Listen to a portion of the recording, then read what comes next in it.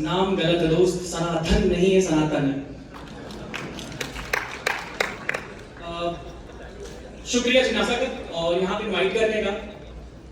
Thanks से ही शुरुआत करते हैं, क्योंकि अगर विनम्रता से शुरुआत होती है तो उसकी भाव अलग ही होता है। इस काबिल समझने के लिए कि मैं यहाँ पर आऊँ प्रयागराज से यहाँ पर, और इतने प्रातःस्मरणीय नदियों के सामने 30 साल का आदमी आपको क्या बता डालेगा, कुछ नहीं बता पाएगा। शुरुआत हुई, शर्मा सर ने ये साबित कर दिया कि आयुर्वेद बिना भाव के कुछ भी नहीं है। उसके बाद राजेश सर ने ये साबित कर दिया बिना एटीट्यूड के आयुर्वेद कुछ नहीं है। अब मैं अपने सेशन के माध्यम से, अपने लेक्चर के माध्यम से साबित करने की कोशिश करूंगा कि बिना ऊर्जा के आयुर्वेद कुछ नहीं है। और एक यूथ के पास, एक यंग आदमी के पास ऊर्जा के सिवा कुछ नहीं होता। और देखते हैं मैं आपको क्या सिखा पाता हूं आने वाले आधे घंटे में। सेशन छोटा ही रखेंगे, क्योंकि जितनी छोटी चीजें होती हैं उतनी कारगर होती है। चलिए, नजर लेक्चर है, आप लोगों के मन में यही होगा, सह लेंगे तो थोड़ा सा सह लीजिए, है ना? पर थोड़ा सा पहले जल पी लीजिए यार, आप लोग बहुत देर से बैठे।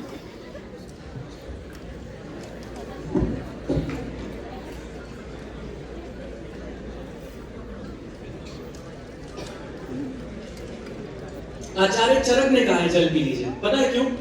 स्लाइड चेंज करें।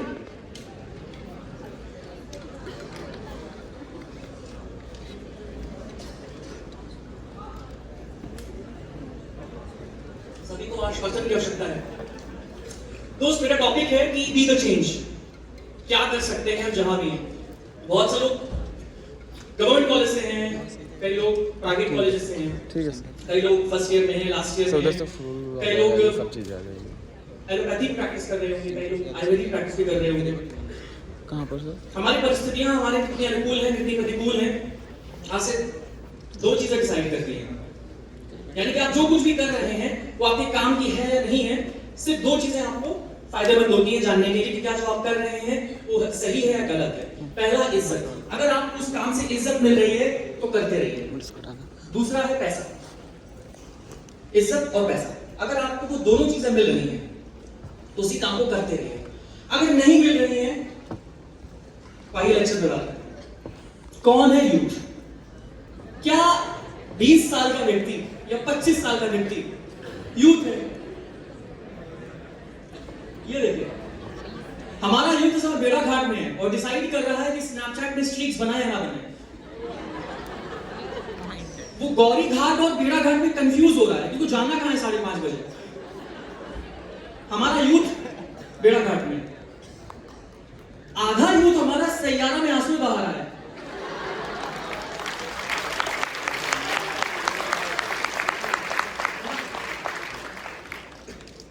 मेरे को वो यूथ नहीं चाहिए दोस्तों, ना ही आयुर्वेद को ये यूथ चाहिए। आधा यूथ हमारा इंटरनेट पे बहस कर रहा है, आयुर्वेद महान है, एलोपैथी तुम दुश्मन हो, तुमने कैसे कैसे कह दिया आयुर्वेद के बारे में, तुमने ऐसे कैसे कह दिया। हम लोग कमेंट सेक्शन में एक दूसरे को गालियां दे रहे हैं, अलग अलग स्कूल थॉट के लोग। हम लोग कीबोर्ड वॉरियर्स भी तो हैं, है ना? और जो लास्ट वाला यूथ है उसे कोई मतलब नहीं है, वो 15,000 रुपए में अपनी डिग्री एक एलोपैथी अस्पताल में जाकर बढ़िया से नौकरी कर रहा है 8 घंटे की ईएमओ। कई प्रकार के यूथ हैं। हम सब बीएमएस के ईयर्स में इन्हीं यूथ में से एक हैं। आप लोग कौन से भी बैच से हो? मैं 14 बैच में था। यहां जब सैयारा था तो मेरे टाइम पे हाफ गर्लफ्रेंड आई थी। हम सब एक ही स्थान के हैं और वैसे भी बीएमएस करने के बाद, पढ़ाई करने के बाद, आईपीएल पढ़ने के बाद सब द्विज बन जाते हैं। सब की बिरादरी एक ही हो जाती है। तो हम सब एक ही थाली के चट्टे बट्टे हैं। हम सब इसी यूथ से आते हैं। Youth that Ayurveda teach. आप जो हैं, जो थे, वो होंगे, पर हमें जो चाहिए वो कुछ ये है। क्योंकि अगर आप बदले नहीं ना तो आपका कुछ नहीं बदल सकता। आपको ये बनना पड़ेगा। सबसे पहले बात करते हैं डेयर टू ड्रीम। यूथ सिर्फ वही होता है जो सपने देख सकता है। एक 60 साल का व्यक्ति 70 साल का व्यक्ति अपनी पत्नी के साथ अपनी एनिवर्सरी में डांस कर रहा है एक स्टेज पर। वो यूथ है, बूढ़ा नहीं है। वो सारी चीजें करना शुरू कर रहा है जो वो पहले करना चाहता था। वो साइकिल चलाना सीखना चाहता है, उसको ड्राइविंग नहीं आती थी, वो ड्राइविंग करना सीखना चाहता है। वो 60 साल का 70 साल का व्यक्ति यूथ है और हम सब बूढ़े हैं। इसीलिए dare to dream.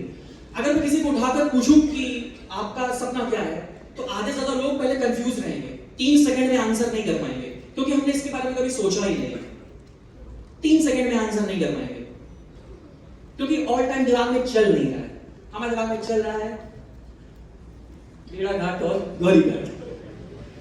Half Maggi order करें या फुल मैगी ऑर्डर करें, पेट किसमें ज्यादा भरेगा? हम लोग सपने देखना बंद कर चुके हैं, इसीलिए वो पूरे भी नहीं होते। Dare to dream.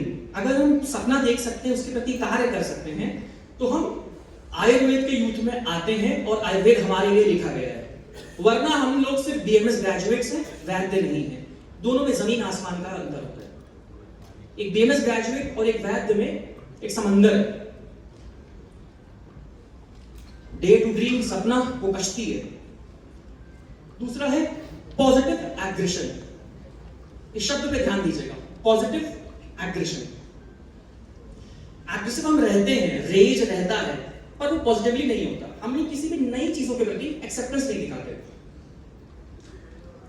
आपके पास कोई काबिलियत होती है तो उसको भी प्रखर रूप से पेश करने का दम नहीं रखते। अक्सर हम लोग एक कुएं के मेढक बन के रह जाते हैं। जो दुनिया आपने देखी वही आपका सच है।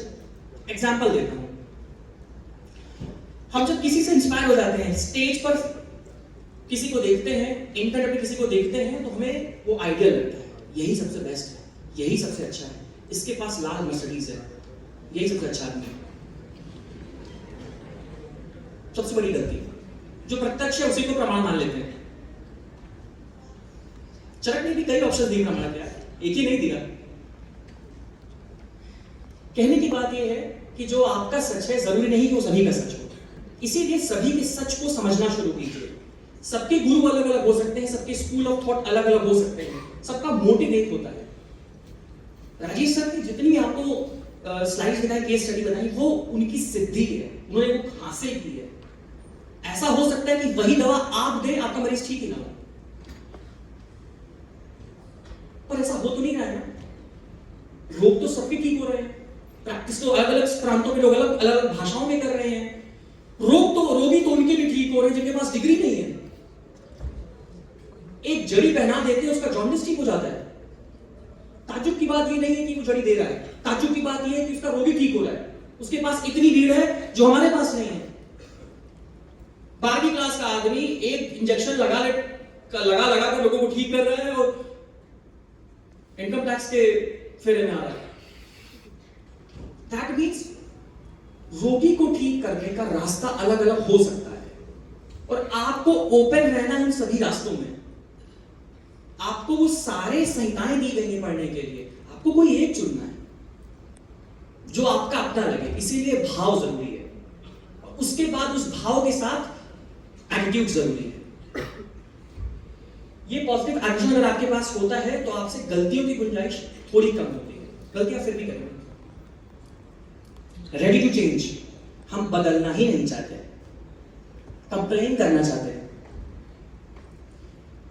अरे हाय राम, मेरे सर अच्छे नहीं है, मुझे पढ़ाते नहीं है, मेरे यहाँ मरीज नहीं है, पेशेंट फुटफॉल नहीं है। हाय राम, मैं तो पहली जनरेशन का वैद्य हूं, मेरा तो बैकग्राउंड ही नहीं है। आयुर्वेद में ऐसा कोई व्यक्ति ही नहीं है जो पहला जनरेशन का वैद्य हो। ऋषि भरद्वाज आपके पहले वैद्य हैं, आप तो शुरुआत ही दूसरे से कर रहे हैं। तो ये कहना बंद कर दीजिए कि आप लोग फर्स्ट जनरेशन वैद्य हैं। मैं चौथी पीढ़ी का हूं, इसमें मेरा कोई रोल नहीं है। मैं अपने घर में पैदा हुआ, उसमें मेरा कोई हाथ नहीं था।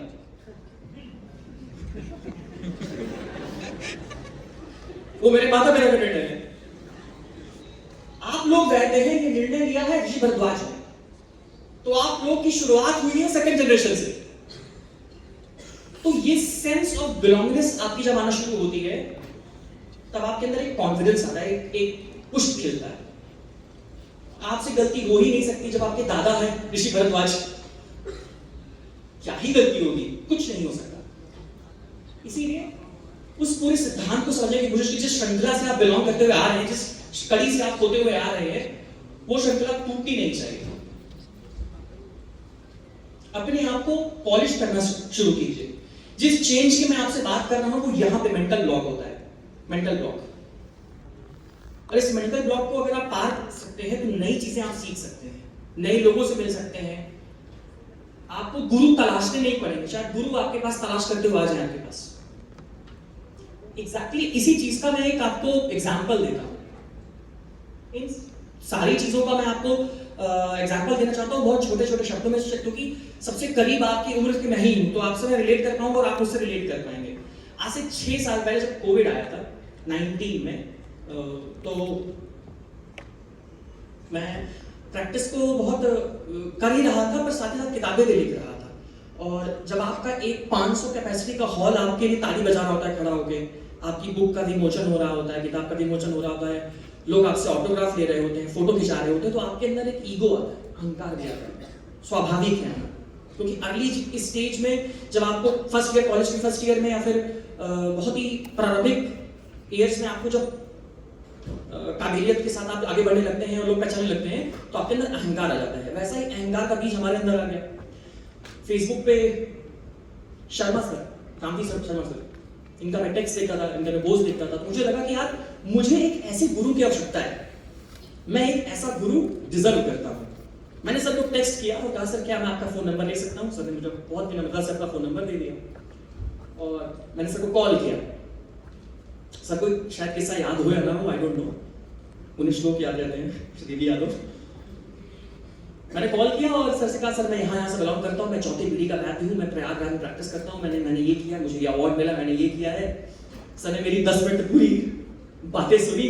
अब उससे एक सवाल पूछा, कहा विषय जी जरा ये बताइए कि आचार्य चरक ने सूत्र स्थान में कितने अध्याय लिखे? मैंने बोला 28। उसके बाद मैं चुप रहा, फिर सर बोलना शुरू किए 10 मिनट तक। उस दिन के बाद से, उस डेट के दिन के बाद से ऐसा लगा कि एक आदमी आपको विनम्रता से कितने थप्पड़ मार सकता है।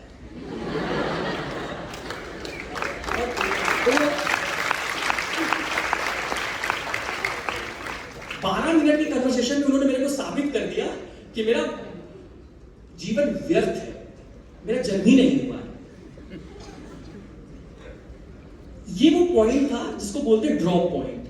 अब मैं ये चीज डिसाइड करता, मेरे पास 2 ऑप्शन थे, या तो इसको मैं अपने ईगो पे ले लूं, ईगो पर ले लूं और मैं जैसा हूं वैसा ही रहूं और सामने वाले को गलत साबित कर दूं। जब भी किसी नए व्यक्ति से मिलूं और मैं सही नहीं है वैसे बोल, मुझसे ऐसे बात किए। दूसरा ऑप्शन था मेरे पास, उन्होंने जो चीज कहा उस पर इंट्रोस्पेक्ट करना शुरू करें, बी द चेंज। मुझे वाकई नहीं पता यार 28 कैसे हो सकता है। शाम का समय था, उसी वक्त से हमने डिसाइड किया कि ये गलती दोबारा नहीं होने वाली है। बेसिक पे काम करना शुरू किए, बहुत ही बेसिक चीजों पे काम करना शुरू किए और चमत्कार होते तो हैं ही, मैजिक तो होते ही हैं। ऐसे ऐसे लोग टकराना शुरू किए जीवन में जो आपको सिर्फ सिखाने आते थे सही टाइम पर, अलग अलग तरीके से। आज का दिन है, आज सर से मैं पहली बार मिल रहा हूं लाइफ में। मैं सर से पहली बार मिला और सर को मैंने याद दिलाई ये चीज कि ऐसा घटना घटी थी। ये इतना जरूरी है आपके विकास के लिए कि आप सोच भी नहीं सकते। आपको ऐसा लगता है कि शायद आप योग्यता से काबिलियत हासिल कर सकते हैं। जो काम आप विनम्रता से कर सकते हैं वो आप योग्यता से भी नहीं कर सकते। इसलिए आपको उस चेंज के प्रति अपने आप को सजग रखना पड़ेगा, क्योंकि बहुत से लोग ये ब्लैक होल में अटक के सूख गए, निकल गए हैं। इसे इस ब्लैक होल को जंप करना है तो आपको यहां पर खाली होना पड़ेगा। आपको कुछ नहीं आता चाहे आप कितने बड़े हो जाएं, ये सोचना पड़ेगा। क्योंकि हमने देखा है कि जो उम्र के हिसाब से, समय के हिसाब से जब हम ग्रो करते हैं, जब हमें लोग जानते हैं, पहचानते हैं, तो हमारे अंदर अहंकार आता है और अहंकार ज्ञान का शत्रु होता है। तो अगर आपको एक्चुअली में ज्ञानी बनना है तो क्या करना है भले ना पता हो, पर क्या नहीं करना है ये पता होना चाहिए। तो इस तरीके से इस चेंज का हिस्सा बन सकते हैं। जैसे मैं अनुभव करता हूं चीजों के साथ, किसी नए व्यक्ति से मिलने पर संकोच नहीं होता, ऐसा लगता है कुछ सिखा के जाएगा, कुछ बताकर जाएगा। एक्सेप्टेंस और कॉन्फिडेंस, हमने इस बारे में बात करी थी। एक्सेप्टेंस, नहीं आता मुझे, एक्सेप्ट करना पड़ेगा। आप पीजी कर रहे होंगे, पीजी कर भी चुके होंगे, फिर भी आपको नहीं आ सकता है। आप किसी गुरु के साथ 5 साल बिता चुके होंगे, फिर भी आपको नहीं आ सकता है। एक्सेप्ट करना पड़ेगा। आप अपने आप को पहचानेंगे नहीं और डिनायल में रहेंगे तो मुझे लगता है कि कोई आपका भला नहीं कर सकता। और विमान स्थान में कहा गया है कि सन्नो ही लोगों बुद्धिमता मचा रहे। दुनिया में सबसे बुद्धिमान व्यक्ति वही है जो सबको गुरु समझता है। तो इस प्रकार से हमें एक्सेप्टेंस रखना है। कॉन्फिडेंस कब ओवर कॉन्फिडेंस बन जाता है समझ में ही नहीं आता। सबके तरीके अलग अलग हो सकते हैं, हमें अपने आप के कानों को, इंद्रियों को खोल के रखना है। Next slide please. मगर क्यों दोस्त, मगर क्यों? ये सब क्यों जरूरी है? क्या के आपसे चिल्ला चिल्ला के पूछ रहा है, मगर क्यों? ये सब क्यों कर रहे हैं? इतना जरूरी क्यों है ये सब करना?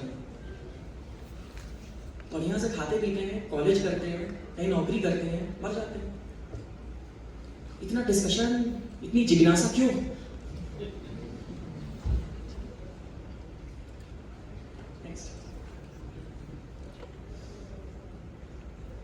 नेक्स्ट। क्योंकि ये हमारी है प्रोफेशनल ड्यूटी। किसी ने बीएमएस के साथ कुछ और भी किया है क्या भाई? कोर्स हमारा बीएमएस है, बन तो चुके हैं डॉक्टर, हमारे विकल्प खत्म हो चुके हैं, अब दोबारा नीट नहीं दे सकते। दैट मीन्स कि जो कोर्स आपने पढ़ लिया है अब आपको उसको निभाना ही पड़ेगा। जो वादा किया वो निभाना पड़ेगा। हमने प्रोफेशनल ड्यूटी हमारी हो चुकी है कि जो कुछ हमने पढ़ा है अब उसको प्रैक्टिस करना शुरू करें। क्योंकि अगर हम प्रैक्टिस नहीं कर रहे हैं तो हम यार बेईमानी कर रहे हैं अपने आप से, ईमान से। सॉफ्ट पावर, क्योंकि आयुर्वेद, योग, एस्ट्रोलॉजी ये इंडिया की सॉफ्ट पावर है। इकलौती यही वो चीज है जिससे युद्ध लड़ा जा सकता है। और किससे? अमेरिका से नहीं भाई, पाकिस्तान से नहीं, इतिहास से और चाइना से। हिंदू सबसे बड़ी खतरे वही है। टेक्निकली चाइना से इसलिए क्योंकि चाइना के पास खुद की टीसीएम है, उनके पास खुद का इंडिजिनस नॉलेज है जो वो उसे तिलक की तरह लगा के घूमते हैं। वर्ल्ड में कोई भी चाइनीज जब बीमार पड़ता है तो सबसे पहले वो चाइनीज प्रैक्टिशनर को ढूंढता है। किसी भी एलोपैथी, किसी भी होम्योपैथी, किसी भी आयुर्वेदिक फिजिशियन को नहीं ढूंढता। इस बारे में इसलिए मुझे पता है क्योंकि लास्ट ओलंपिक्स में, पैरा ओलंपिक्स में कुछ चाइना के प्लेयर्स के साथ उठना बैठना हो गया। वो उनको पता चला कि मैं आयुर्वेदिक फिजिशियन, तो मेरी इज्जत कर रहे थे पर बात नहीं मान रहे थे, क्योंकि उनको चाहिए था एक चाइनीज प्रैक्टिशनर जो उनको अपने डिकॉक्शंस दे। उन्हें कोई मतलब नहीं है क्रोसीन से, टीसीएम से। सबसे पहले तो बचपन से लेकर बड़े तक, जवानी तक वो लोग उसी में फीड कर रहे होते हैं और उसको वो बहुत ही पैशनेटली और संस्कार जैसा फॉलो करते हैं कि अगर वो ऐसा नहीं करते हैं तो उनके वो खिलाफ हैं उस चीज के, वो अपने कंट्री को प्यार नहीं करते। पर ऐसा हमारे अंदर नहीं है। हम लोग तो आए दिन 650 ले ही रहे होते हैं नहीं करने का। ये हमारी सॉफ्ट पावर है, हमारी ताकत है। माथे का तिलक है दोस्त, माथे का तिलक मूवी याद है? सुनो, miss information, Ayurveda pseudo science है। हाँ भाई, विकिपीडिया तो कह रहा है। विकिपीडिया की आड़ में और भी जितने लोग हैं इंटरनेट पे इसका सहारा ले रहे हैं। तो अगर इंटरनेट पे मिस इन्फॉर्मेशन है तो उसको दूर करने की जिम्मेदारी क्या इंटरनेट की होगी? कभी नहीं होगी। लोगों के एजेंडे हैं क्योंकि सॉफ्ट पावर है ये, और जिससे जिसका भला होता है वो उसका एडवोकेसी करता है। आपका भला है इस सूडो को हटाना, राइट इंफॉर्मेशन को मार्केट में पुट करना, क्योंकि आपके सिवा अगर आप नहीं कर रहे हैं तो बिना डिग्री के 3-3 महीने का कोर्स करके आयुर्वेद के लोग, नॉन आयुर्वेदिक लोग, वो आपकी सैलरी, डबल सैलरी में आपको रखते हैं, आपकी हाफ सैलरी में आपको रखते हैं, उस कंपनी के ओनर बनते हैं और आप वहां प्राउडली सेल्फी लेते हैं वहां से, working at this, shark tank में आते हैं और आप लोग उनका एपिसोड वॉच करते हैं। देखो आयुर्वेद का आदमी वहां चला गया, उनकी डिग्री चेक करो, दे आर नॉट बीएमएस, उन्होंने एमबीए किया हुआ है। उन्हें कोई फर्क नहीं पड़ता कि आपका मरीज ठीक होता है नहीं होता है, उनकी सेल हो रही है नहीं हो रही, उनको सिर्फ मतलब होता है। तो इसीलिए इस मिस इन्फॉर्मेशन, और जब पनीर खाओ, पनीर से ये होता है, मोमोज खाओ इससे ये होता है, मेयोनीज खाओ इससे ये होता है, ये कहने का राइट आपको है, किसी और को नहीं। किसी और के मुंह से जब आपका मरीज सुनता है तो वो आपको रील्स भेजता है, क्या ये सही बोल रहे हैं? क्योंकि आप वहां पर नहीं है, क्योंकि आप तो बेड़ा घाट में हैं।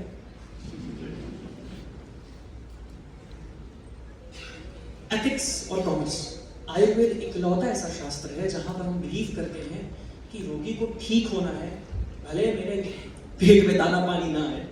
वो जो एथिक्स हमारे कॉमर्स से परे है, हम भाव देते हैं।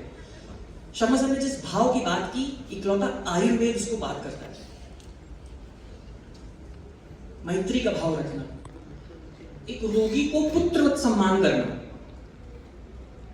आपको सोना कैसे है, आपको जगना कैसे है, पानी कैसे पीना है, खाना कब खाना है, आपकी छोटी छोटी मरीज के बारे में जानकारी हासिल करना ताकि उसे एक बेहतर ज्ञान दे सकें, उस विज्ञान दे सकें, उसके जीवन में एक ज्योति जला सकें।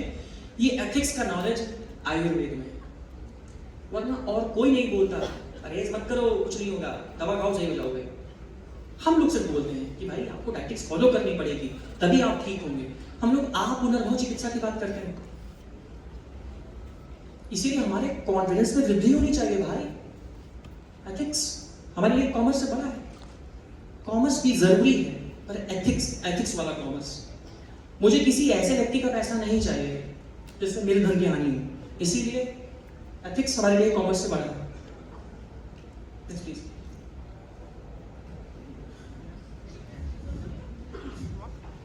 कैसे भाई, आओ नेक्स्ट।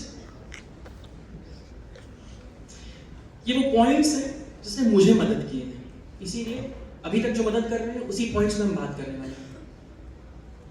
आप देख रहे होंगे टी सेक्शन, टी सेक्शन ऊपर लिखा है एक्सपीरियंस और नीचे लिखा है स्किल।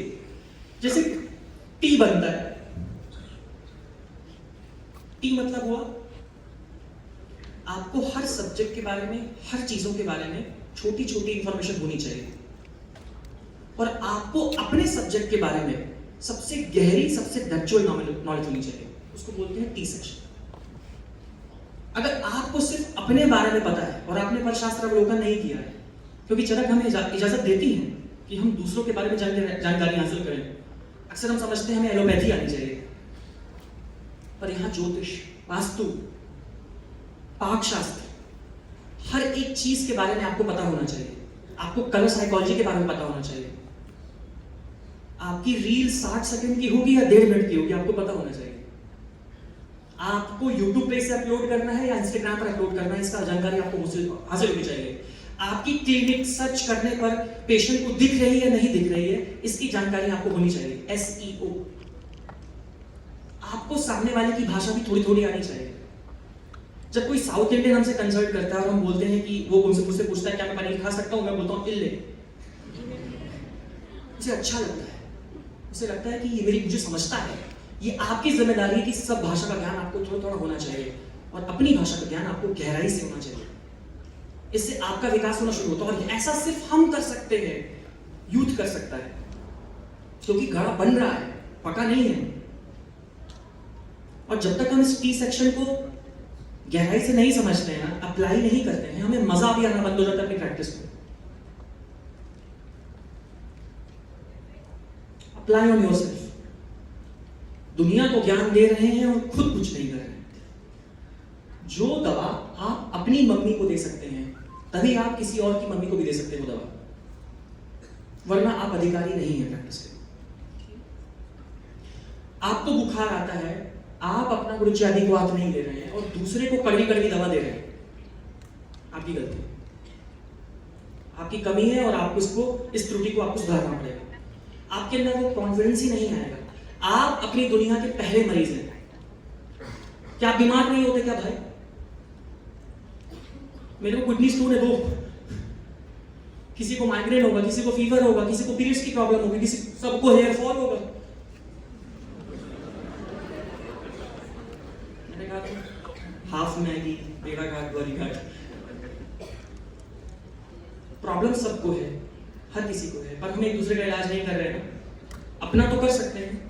इसीलिए अगर आपको अपने कॉन्फिडेंस पे काम करना है तो सबसे पहले अपने ऊपर अपनी चिकित्सा करना शुरू कीजिए, अपने ऊपर।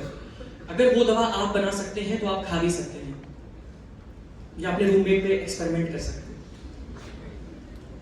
सोशल मीडिया ड्यूटी, आज का जमाना आप कितना भी डिनाई कर लें, कितना भी गलिया लें सोशल मीडिया पर इसके बिना आपका काम नहीं चलने वाला, चल ही नहीं सकता। आपकी सोशल मीडिया प्रेजेंस एक नया आधार कार्ड है। मोदी जी ने चुनाव जीत लिया था सोशल मीडिया से। सोशल मीडिया की जो पावर है, जो आधार कार्ड है, ये हम सबके पास एक एक दी गई है। पर हर कोई वायरल तो नहीं हो सकता, हर कोई रातों रात भुवन बम तो नहीं बन सकता, बस्ती तो नहीं बन सकता रातों रात कोई।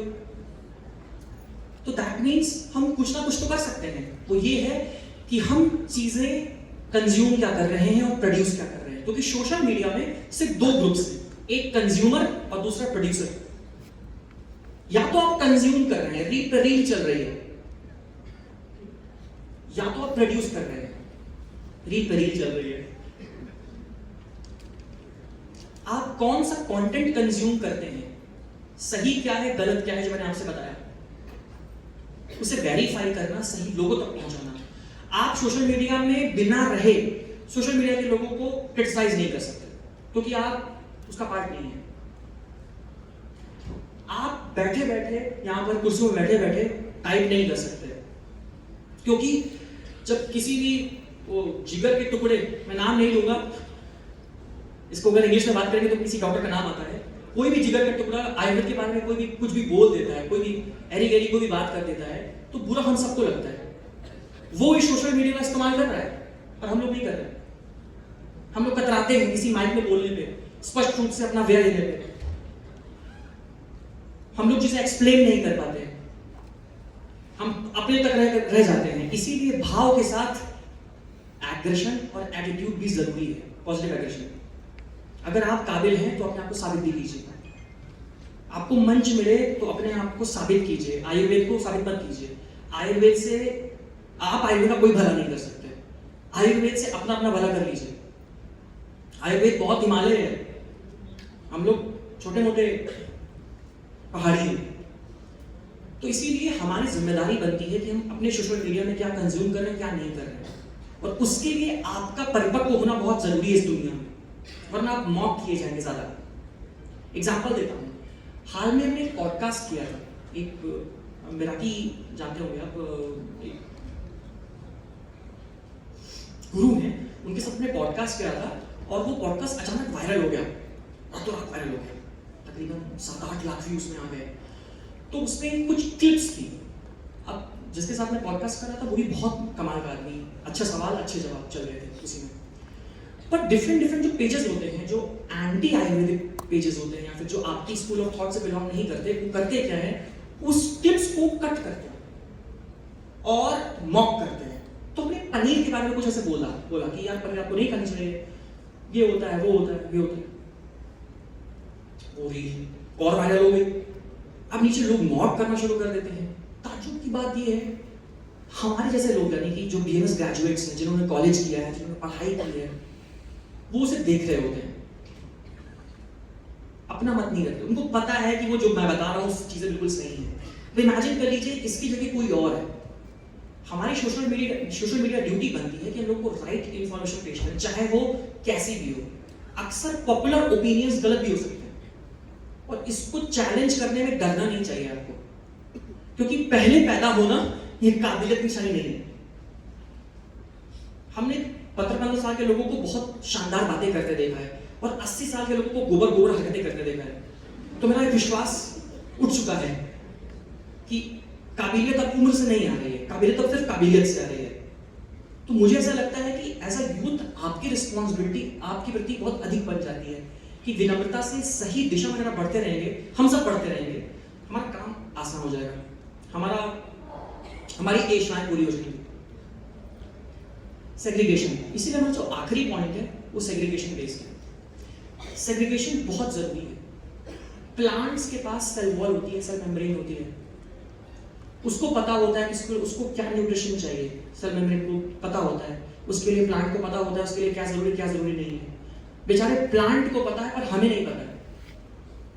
हम सब वहीं बैठे रहते हैं, उसी हॉस्टल में बैठे रहते हैं, उनके बीच में जो आपको डिमोटिवेट करते रहते हैं। कुछ नहीं रखा है, इससे अच्छा एलोपैथी प्रैक्टिस कर लो, अरे कुछ नहीं होगा, चूरन चटनी है, ये है वो है। हम उसी फैमिली मेंबर्स के बीच में लगातार उनकी बातें सुनते रहते हैं और अपने आप को कोसते रहते हैं, क्यों हमने बीएमएस किया, क्या रखा है इसमें, कोई तो नहीं है यहाँ पर। सेग्रीगेशन आपकी लाइफ में वो जरूरी नहीं है, जितने कम रहेंगे उतना स्वस्थ रहेंगे। और please let me make this very clear, असली मजा सबके साथ नहीं आता है, अकेले में भी आता है। आप कुछ रहिए लेकिन कमाल रहिए, इसलिए सेग्रीगेशन बहुत जरूरी है। आपको जब आप जैसे लोग मिलना शुरू करेंगे जो आपको बेवजह आपको आगे करेंगे लाइन में, तब आपको मेरी बात समझ में आएगी, क्योंकि अभी तक आपको लोग बेवजह पीछे कर रहे हैं।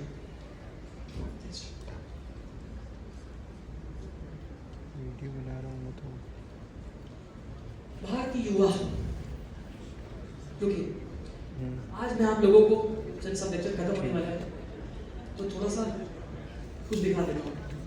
लोग कहते हैं ना हम लोग सिनेमा से कुछ नहीं सीखते, यूथ सैयारा देख के क्या सीखेगा, कुछ नहीं सीखेगा। यार हमारे औषधालय में हमारा जो काम है, जो सीखने का तरीका है वो बहुत इनोवेटिव है। हम लोग मूवीज देखते हैं और मूवीज में जो कैरेक्टर्स होते हैं उनकी प्रकृति को आइडेंटिफाई करने की कोशिश करते हैं और ऐसे हम लाइव देख सकते हैं, क्योंकि हमारा काम तो किसी और डायरेक्टर ने कर दिया ना, किसी एक कैरेक्टर को जिंदा करके। अब मुझे अपने ज्ञान से किसी कैरेक्टर की प्रकृति को पता करना है। ऑल्दो सबके अंदर सब प्रकृतियां होती हैं, पर जो उस मूवी की खास बात रही, जो यूएसपी रही, उस कैरेक्टर की जो यूएसपी रही, उसके अकॉर्डिंग हम उसकी प्रकृतियां पता करने की कोशिश करते हैं। तो भारतीय युवा 3 प्रकार का दिखाया गया है। मैंने इसे भारतीय युवा, तो मेरी बात को हमेशा डबल मीनिंग लीजिएगा, ठीक? दैट मींस भारतीय आशिक। भारतीय आशिक हैं वो 3 प्रकार के दिखाए गए हैं सिनेमा में आयुर्वेद के अनुसार। सबसे पहले एंट्री होती है अब तो थोड़ा सा वातज आशिक। गति आत्म अनवस्थित आत्मा किंचित विलापति अनिबद्ध। अगर आपने मूवी देखी है तो आप इस श्लोक के अर्थ से धनुष के इस कैरेक्टर को आइडेंटिफाई कर पाएंगे। सड़क पर नाचता है, म्यूजिक का शौकीन है, आरती करता है, थोड़ा रूक्ष है अपने दोस्तों के प्रति, विद्या के प्रति, बात बात पे रोने लगता है, अल्पसत्व है, आवेश में काम तो शुरू करता है पर पूरा नहीं कर पाता, उसकी वजह से कई लोग दुखी भी रहते हैं। इसलिए जो पहला वातज आशिक है वो धनुष राजनाथ। नेक्स्ट प्लीज, स्पेशल करा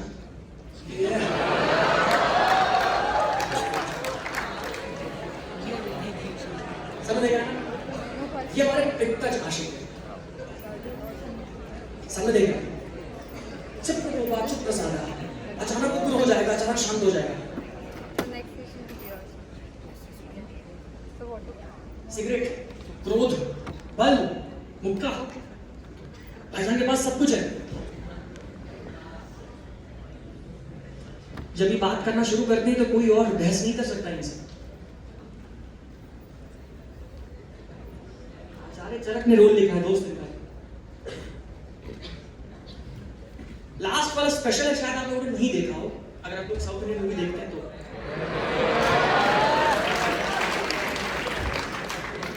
सेतुपति 96।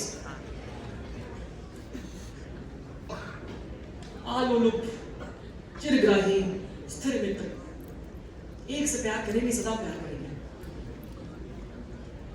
याददाश्त बहुत गहरी होती है, भूल ही नहीं पाते, जिसे दुखी रहते हैं। सहिष्णु, कोई कुछ भी बोल दे रहा है इनके प्यार के बारे में, इनको कोई फर्क नहीं पड़ रहा, बड़े भोले हैं। ये सारी की सारी चीजें हमें आचार्य चरक बताते हैं। इसी तरीके से अगर हमें स्लाइड को रखने का जो रीजन है वो आपको चिल आउट करना नहीं है, बल्कि ये साबित करना है कि ज्ञान का माध्यम अलग अलग हो सकता है। आपको अपने सागर से अपने हिस्से का आयुर्वेद चुरा कर रखना है अपने पास। बिल्कुल जरूरी नहीं कि आपकी क्लास रेगुलर चले, आपकी रेगुलर क्लासेस चले शायद मुमकिन ना हो, शायद आपको अच्छे टीचर मिल जाए या आप अच्छे स्टूडेंट बन जाए, मुमकिन ना हो, लेकिन ज्ञान का जो स्रोत है वो लगातार आ रहा होता है।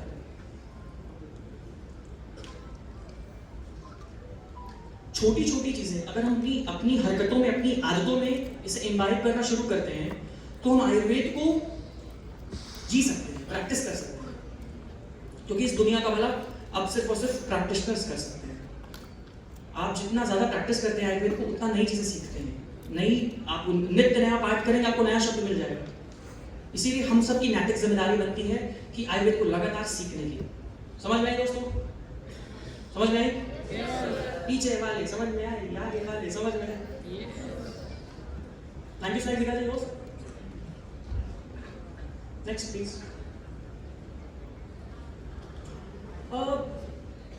मुझे लगा था कि मैं यहाँ पर अपनी फोटो लगाऊंगा इस जगह। फिर मुझे लगा कि यहाँ तक मैं पहुंच पाया हूं तो यहाँ पे कोई ऐसी फोटो लगनी चाहिए जो मेरे बहुत दिल के करीब है। आपको शायद पता ना हो पर ये चरक संहिता है और ये बुर्ज खलीफा है।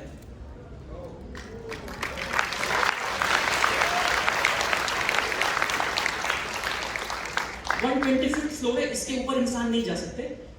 मैं गया था 125th फ्लोर है बुर्ज खलीफा की। लास्ट ईयर मैं गया था और सिर्फ गया था ये साबित करने के लिए जा सकता हूं, और कोई रीजन नहीं था। चरक संहिता है। मैंने ऐसा अपने जीवन का लक्ष्य बनाया हुआ है कि जितनी स्ट्रेंज प्लेसेस हैं वहां चरक संहिता को ले जाऊंगा। चाहे वो महाकुंभ हो, चाहे वो पुरी जगन्नाथ का रथ यात्रा हो, मैं हर उस जगह जहां जाता हूं, जहां ऐसी स्ट्रेंज जगह जहां पर मैं जा सकता हूं, तो मैं साबित करने के लिए करता हूं, क्योंकि इनकी वजह से मैं जा पा रहा हूं। प्रैक्टिस करते हैं, पैसे कमाते हैं, अय्याशी करते हैं। तो साबित करने के लिए हमने अपनी फोटो हटा दी, रातों रात हटा दी, और हमने इनकी फोटो लगा दी यहाँ पर। ये आपको बताने के लिए क्योंकि it gives you wings.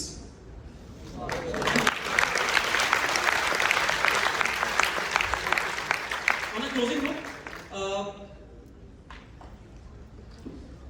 Ayurveda के सागर से सिर्फ अपने आयुर्वेद को चुनिए, अपने लिए, अपनों के लिए। आयुर्वेद